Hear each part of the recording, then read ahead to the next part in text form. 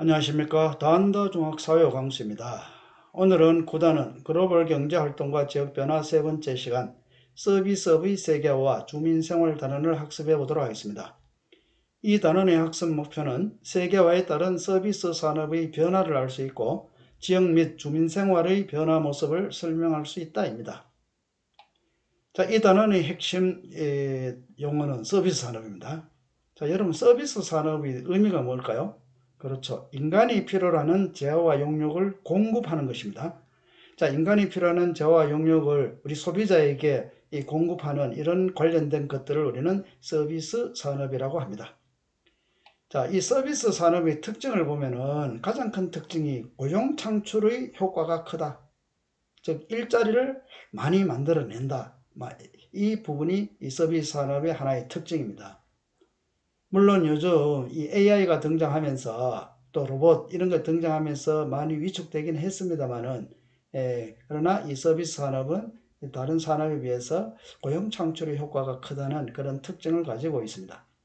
자, 이 서비스 산업 유형을 크게 우리가 두 가지로 하나 나누어 보겠습니다. 소비자 서비스 산업, 생산자 서비스 산업 이렇게 나누어 보면은 소비자 서비스 산업은 음식업, 숙박업, 소매업 등과 같이 소비자에게 직접 제공되는 이 서비스업을 말하고 생산자 서비스업은 금융, 법률, 광고, 시장조사 등과 같이 기업 활동에 도움을 주는 주로 기업에 제공되는 이런 생산하는데 주로 쓰이는 서비스 산업을 우리는 생산자 서비스 산업이라고 합니다. 그래서 소비자 서비스 산업과 생산자 서비스 산업을 좀 구별해 둘 필요가 있습니다. 자, 여러분 세계화 서비스 산업의 성장과 변화입니다. 자, 여러분들 그 탈공업화 사회. 자, 이 단어의 뜻은 탈공업화 사회는 선진국에서 제조업보다는 서비스 산업이 경제 성장을 이끄는 현상을 우리는 탈공업화 사회라고 합니다. 그래서 서비스 산업이 중심이 된다는 거죠. 그래서 이 서비스 산업이 확대가 되는데 이 서비스 산업이 확대가 되는 원인은 여러 가지가 있습니다. 첫째, 이제 교통과 통신이 발달하면서 시간적, 공간적 제약이 많이 감소됐습니다. 또 공간적으로 분산이 이루어졌고 공간적인 집중 이런 것들이 서비스 산업이 확대된 원인입니다. 자, 이걸 조금 더 구체적으로 설명해 보면은 자, 여러분 시간적 공간적 제약 감소는 이해하겠죠. 교통과 통신이 발달됐습니다. 그죠? 그래서 인터넷과 드론으로 언제든지 이제는 빠른 시간에 이제 그 제품을 소비자에게 전해줄 수 있다는 겁니다. 그래서 이제 옛날과는 달리 시간적, 공간적으로 제품이 공급되는 이런 제약이 많이 감소됐기 때문에 서비스 산업이 발달되었고, 그리고 공간적 분산하는 말은 이런 겁니다. 식당이라든지 편의점, 또 대형 쇼핑몰 이런 것들은 여러 지역에 상점을 세워 여러 가지 유사한 제품을 팔죠. 여러분들 곳곳에 편의점이 다 있죠. 분산되어 있습니다. 그죠? 없는 곳이 없습니다. 그리고 식당, 또 커피, 시골에 가도 커피 카페가 있죠. 이와 같이 여러 지역, 어느 곳에 다 가도 이런 것들이 존재한다는 겁니다. 이게 분산이죠. 그래서 서비스 산업의 확대 우리는 이런 것들이 공간적으로 분산되면서 서비스 산업이 또 확대가 되었고, 이번에는 또 공간적인 집중이 이루어지는 게 있습니다. 집중, 한 곳에 모인다는 거죠. 그래서 의료, 광고, 금융, 영화산업 같은 것은 대체로 한 곳에 중심가에 모여 있습니다. 그래서 이 전문화된 서비스업은 특정 지역에 모여서 발달한다. 이걸 우리는 공간적 집중이라고 합니다. 그래서 시간적, 공간적 제약이 많이 감소되고 또 공간적 분산이 일어나는 게 있고 또 공간적 집중이 일어나는 게 있고 그죠? 이러면서 우리 서비스 산업이 점점 발달하고 확대가 됐다. 이렇게 여러분들이 이해하면 되겠습니다. 자, 그러면은 서비스 산업의 세계화가 생활을 바꿨습니다. 자, 서비스 산업이 세계화가 되고 발달하면서 우리 생활이 많이 변화됐죠. 특히 온라인 쇼핑몰. 언제 어디서든지 시간적, 공간적 제약 없이 필요한 상품을 주문하고 받을 수 있습니다. 그리고 또 해외 직구도 많죠.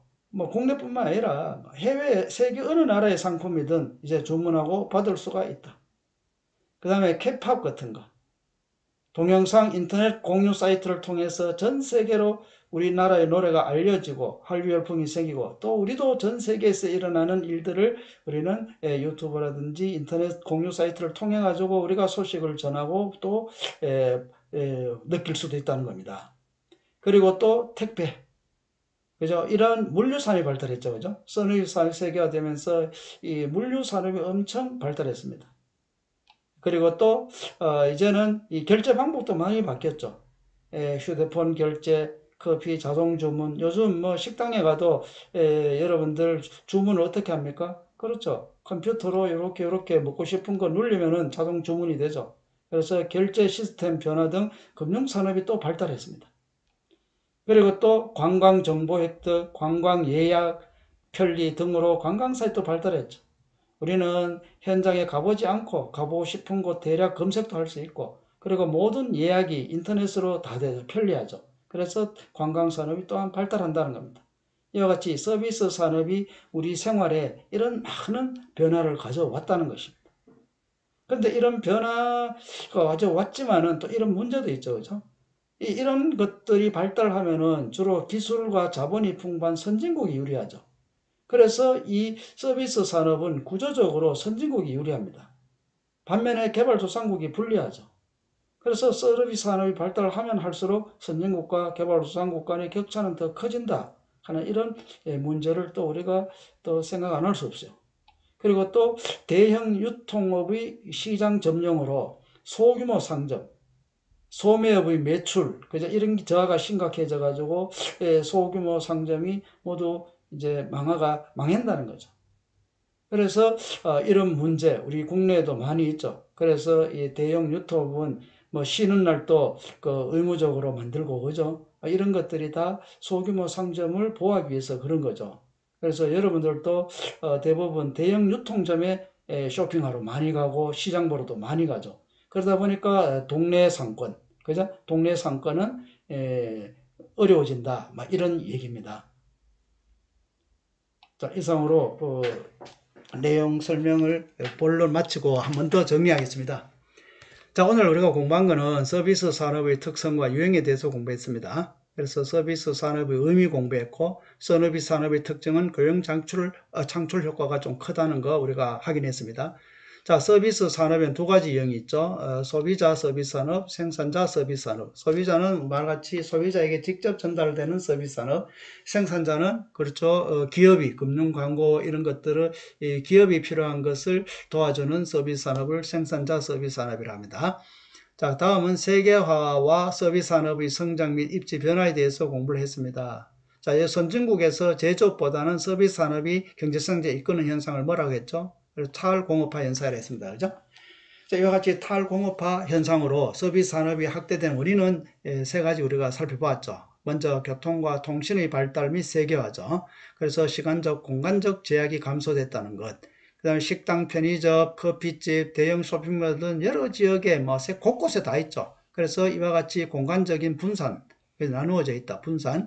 그리고 의료, 광고, 금융, 영화 산업 같은 것은 한 곳에 모여 있죠. 공간적인 집중이라 했죠. 그죠? 그래서 공간적인 집중, 공간적인 분산, 또 시간적, 공간적 제약이 감소하면서 이런 서비스 산업이 더 발달할 수 있었다는 겁니다. 자, 다음 세 번째로는 서비스 산업의 세계화. 자, 서비스 산업의 세계 원인은 뭡니까? 당연히 교통과 통신의 발달로 세계화가 이루어질 수 있었던 것이고, 또 서비스 산업의 세계화 영향은 여러 가지가 있었습니다. 그죠? 살펴볼 수 있도록 하고, 또 그 중에서도 이 관광의 세계화입니다. 자, 요 관광의 세계화는 좀 더 자세히 살펴보면은 관광의 세계화의 원인이 뭘까요? 그렇죠. 교통과 통신 발달입니다. 교통과 통신 발달하지 않으면은 관광이 발달할 수 없죠. 그리고 또 소득 수준 향상, 또 이제 여가 시간의 확대, 노는 시간의 확대, 막 이런 것들이 바로 관광이 발달하게 된 원인이죠. 자, 관광의 세계화의 긍정적인 영향, 부정적인 영향. 이거 한번 여러분들이 살펴볼 수 있도록 하고, 또 이 관광이 이루어지다 보면은 이 현지에서는 좀 부정적인 영향이 있죠. 위에서 보면은 관광의 세계화의 부정적 영향으로는 자연환경이 파괴되거나 지나친 상업화로 고유 문화 상실 우려, 또는 관광 지역에 대한 여러 가지 문제들이 있습니다. 자, 그래서 이런 그 부정적 영향을 개선하기 위해서 공정여행이라는 단어가 나왔죠. 그래서 현지의 자연과 문화를 등을 존중하면 여행 방식을 공정여행이라고 합니다. 다시 말해서 관광지에 피해를 주지 않는 이런 여행이다. 이렇게 여러분들이 생각하면 되겠습니다. 자, 그 다음은 교통과 통신의 발달 및 유통업의 변화. 자, 유통 부분이 세계화, 편의점, 대형 쇼핑몰, 이런 것들이 이제 많이 등장했습니다. 그죠? 그리고 전자상거래, 인터넷 등을 통해서, 이제 전자상거래가 많이 발달을 했다. 이런 것들이 또 전자상거래 장단점이 있겠죠. 그래서 이것도 한번 여러분들이 생각을 해보고, 온라인 쇼핑몰 거래액이 점점 커지고 있다.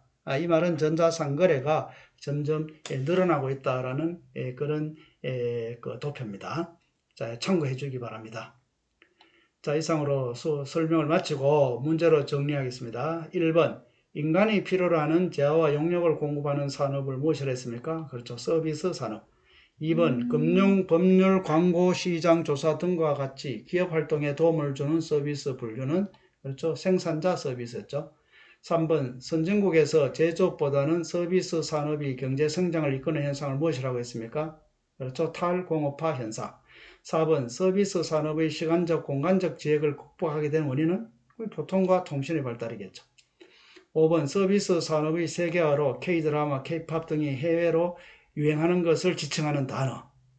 우리나라 것이 외국 나가는 거, 그렇죠. 한류라 했죠. 그죠? 한류. 자, 이상으로서 9단원 수업을 모두 마치겠습니다. 다음 시간에는 10단원에 대해서 학습해 보도록 하겠습니다. 자, 인내는 지식과 지혜의 원천이다. 인내. 이거는 여러 번 강조해도 지나침이 없습니다. 그래서 모든 것의 바탕은 인내다. 이렇게 여러분들이 꼭 인식하고 어떤 일이든지 그 인내를 바탕으로 해서 여러분들이 그 일을 해 나갈 수 있도록 하면 좋겠습니다. 자, 이상으로 수업을 마치겠습니다.